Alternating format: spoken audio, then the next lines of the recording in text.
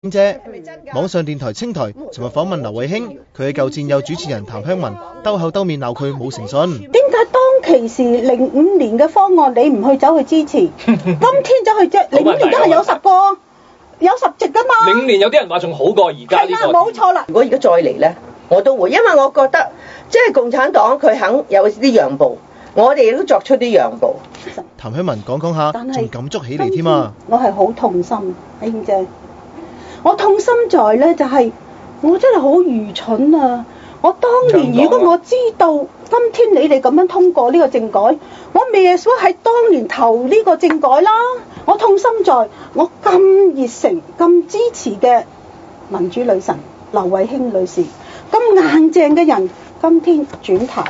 當年如果你投咗今日嘅卿姐啦，係咪啊？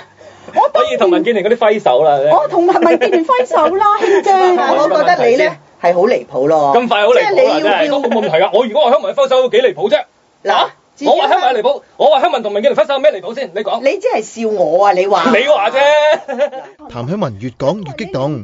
劉慧卿你咧就係欺騙咗香港嘅市民，欺騙咗民主派，亦都欺騙咗我哋。你係對得住香港人咩？嗱，你而家又要用嗰啲人身攻擊啦嚇！我唔係對人身攻擊嚇，一人一句，到廣告時間都仲未拗完。係咁追住佢咁樣鬧法，即係好留守㗎咯，大家。係啊，你好留守添啊！係啊。啊，如果係好留守咧，你自己做埋佢啦。你咁多規矩真係好難同佢討論㗎喎，香港市民又好，節目主持人又好。唔係，你要揾個人嚟坐喺度俾你羞辱嘅，你覺得嗰個就好好嘅規矩。嚇！我哋冇羞辱到你，我好尊重你喎。你哋覺唔覺得我羞辱啊，卿姐？係啊，我又冇。